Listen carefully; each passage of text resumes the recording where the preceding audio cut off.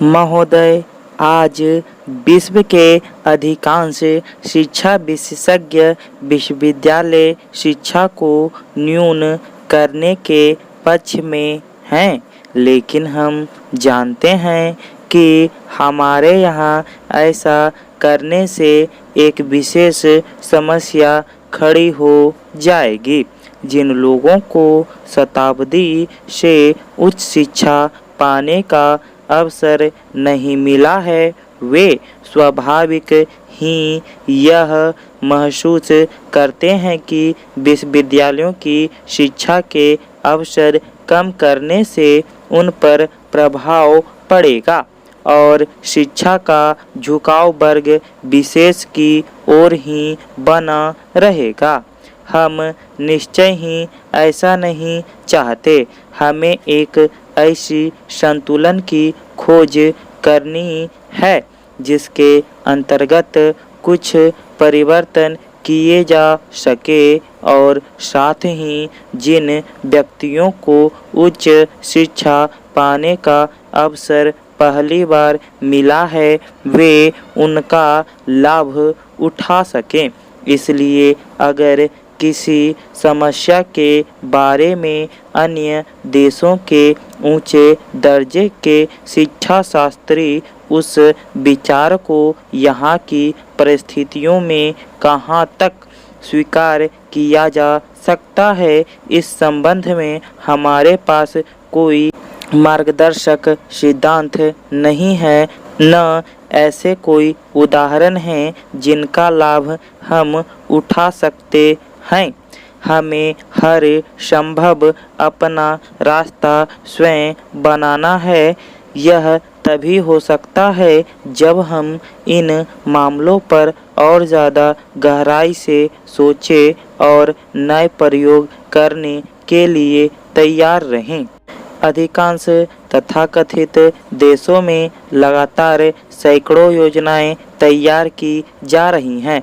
कुछ योजनाएं सफल होती हैं और कुछ असफल, लेकिन असफलता से भी अनुभव मिलता है जिससे सरकार या शैक्षणिक अधिकारियों को भविष्य की नीति निर्धारित करने में सहायता मिलती है। अगर हम विफलताओं से घबराएंगे, अगर हम गलतियों से डरेंगे, तो हम घिसे पीटे रास्तों को कभी भी छोड़ नहीं पाएंगे।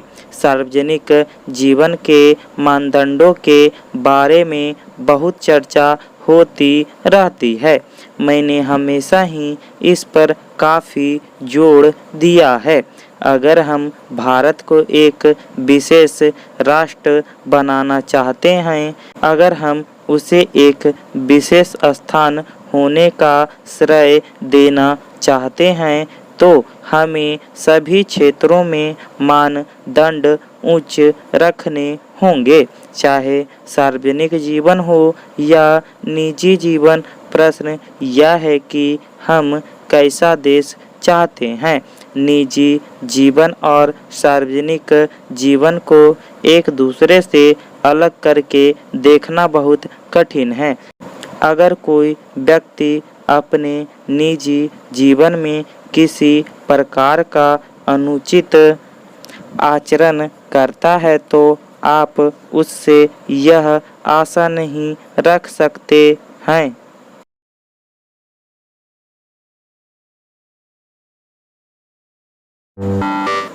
महोदय कि वह सार्वजनिक जीवन में शुद्ध साफ बना रहेगा और इसी प्रकार सार्वजनिक जीवन में दुराचरण का प्रभाव निजी जीवन पर भी पड़ता है। इसलिए दोनों एक दूसरे से निकट से संबंधित हैं और इसमें कोई संदेह नहीं कि राष्ट्रीय जीवन के स्तर को सुधारने के लिए कदम उठाए जाने चाहिए, लेकिन इस मामले में भी हम अति सरलीकरण के फेर में पड़ जाते हैं। अगर कोई व्यक्ति एक घर से दूसरे घर में जाकर रहने लगे, तो क्या महज इतने से मानदंड ऊंचा उठने में मदद मिलेगी। इससे लोगों के मन में शायद यह छाप पड़ सकती है कि अमुक व्यक्ति अधिक सादा जीवन अपना रहा है।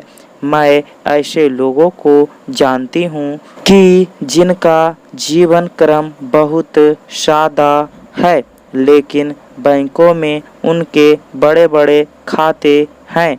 मैं यह नहीं निर्णय दे रही कि यह अच्छा है या बुरा। मैं कहना यह चाह रही हूँ कि हम एक ही बात को लेकर न बैठ जाएं। मानदंडों का संबंध बहुत व्यापक बातों से है। हमारे देश में सादगी और सरलता अवश्य होनी चाहिए। मैं निजी तौर पर न केवल कर्तव्य भाव से बल्कि शैली के नाते भी सादगी को पसंद करती हूँ। जो चीज़ सादगीपूर्ण है वह कहीं ज़्यादा प्रभावी होती है और अधिकांश विश्व बहुत हद तक इस विचार को अपनाता जा रहा है। लेकिन हमारी कुछ शब्दावली वास्तविक सादगी की परिचायक नहीं है। उदाहरण प्रस्तुत करने की दिशा में सरकार की जिम्मेवारी कहीं ज़्यादा है, लेकिन दूसरों का भी दायित्व होता है। विपक्ष की भी कोई जिम्मेवारी है। मानदंडों का संबंध केवल इस बात से नहीं होता कि आपका रहन सहन कैसा है, बल्कि इससे भी होता है कि आपका बोलना कैसा है, आपके कार्य कैसे हैं और आप बाहरी दुनिया में कैसा आचरण करते हैं। कुछ विपक्षी दलों ने सोच विचार के बाद यह निर्णय लिया है कि मेरी सभी सभाओं में गड़बड़ी पैदा की जाए। लेकिन क्या यह लोकतंत्री तरीका है? क्या इससे आप जनता को सार्वजनिक जीवन के ऊंचे मानदंड सिखाएंगे? मैंने देखा है कि कोई भी एक दृष्टिकोण की आलोचना नहीं कर रहा। इन आंदोलनों में प्रयुक्त होने वाली भाषा पर आप ध्यान करें। क्या माननीय सदस्यों ने यह जानने की कोशिश की है कि क्या कुछ कहा जा रहा है? मुझे आशा है कि आप सभी पक्षों पर विचार करेंगे।